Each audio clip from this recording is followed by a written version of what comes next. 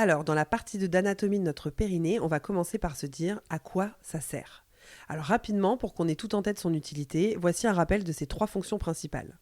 Premièrement, il soutient le plancher pelvien, visualisé comme un hamac au fond de votre bassin, qui évite ainsi que notre vessie, utérus, rectum s'échappent.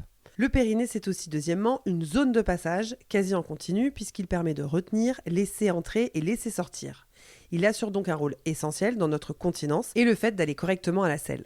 Et enfin, troisièmement, il assure une sexualité plaisir. Quand votre périnée va bien, il peut être source de nombreuses jouissances. Alors qu'en cas de défaillance entre guillemets, il peut vous gâcher la vie et être à l'origine de vaginisme. C'est-à-dire que votre périnée va se bloquer involontairement et bloquer l'entrée. Ou il peut tout simplement manquer de tonicité et être à l'origine de gaz vaginaux incontrôlés. Vous imaginez bien que ce n'est pas en quelques lignes que vous saurez tout sur le périnée et mon objectif de toute façon n'est pas de faire de vous des expertes en anatomie pelvienne. Non, le point que j'aimerais aborder, c'est pourquoi sommes-nous obligés d'attendre une grossesse, une incontinence, une constipation chronique ou des douleurs pour porter à notre périnée toute l'attention qu'il mérite. Il y a quelques mois, j'ai assisté à une conférence sur l'innovation en Femtech chez BPI. Mathilde Nem, PDG d'Omena, c'est un programme personnalisé via une app pour une périménopause ou une ménopause plus épanouie, disait lors de son intervention. Beaucoup de sujets de santé liés aux femmes sont physiologiques. Ils ne sont alors pas considérés comme des maladies et ne sont donc pas traités. J'ai trouvé ça hyper juste. Ok, donc on va potentiellement être enceinte, vieillir forcément, ou encore être constipée de manière chronique, ça concerne quand même une femme sur 3. On va donc potentiellement se faire pipi dessus quand on rit ou qu'on éternue, voire même se taper une descente d'organes, prolapsus, c'est le terme médical. Mais en vrai, ce serait normal? Qui dit ça? Un homme sûrement. Bon, je plaisante, elle était facile celle-ci. Mais on reviendra dans une autre newsletter sur qui s'est principalement occupé de la santé des femmes jusqu'à présent. Suspense, pas vraiment. À ce stade, j'ai 2 questions à vous poser avant d'enchaîner. Saviez-vous où était situé votre périnée et à quoi il servait ? Et est-ce que vous pensez qu'aujourd'hui, vous avez les bases pour le protéger ? Je vais vous raconter une petite histoire. Oui, j'aime bien raconter ma vie. Donc quand j'étais enfant, ma mère avait équipé ma salle de bain d'un petit sablier jaune qui mettait 3 longues minutes à s'écouler.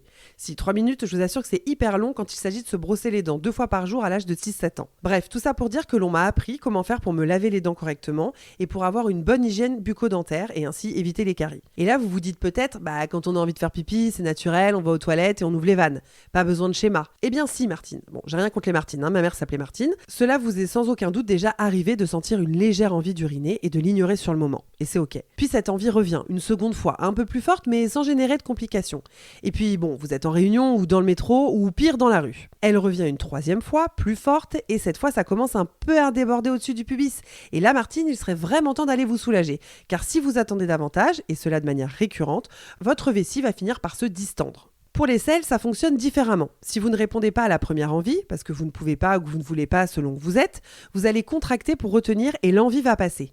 Mais celle-ci ne revient pas forcément tout de suite. Et si vous manquez trop régulièrement l'heure d'aller à la selle, petit à petit, les selles vont se tasser, se déshydrater et devenir dures dans le rectum. Séverine Jonas-Lescuras, qui est kinésithérapeute et fondatrice de Oh My Péri, en parle dans un de ses posts LinkedIn d'ailleurs. Selon elle, la constipation, c'est vraiment l'ennemi numéro 1 du périnée des femmes. Une constipation souvent mal prise en charge et d'ailleurs très banalisée.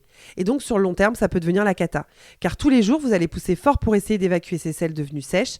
Résultat, augmentation de la pression intra-abdominale plus fragilisation du plancher pelvien est égal possible prolapsus. Toutes ces mauvaises habitudes, le manque d'infos, le rythme effréné de nos vies, l'autogène qu'on s'impose, merci à toutes ces toilettes ouvertes au-dessus et en dessous de la plupart de nos établissements scolaires, contribuent lentement mais sûrement à affaiblir nos périnées. Alors que si les bonnes pratiques nous étaient transmises dès notre plus jeune âge, cela éviterait de nombreux problèmes. J'ai eu l'occasion d'interviewer Anne-Cécile Pizzo-Ferrato, qui est gynécologue obstétricienne au CHU de Poitiers.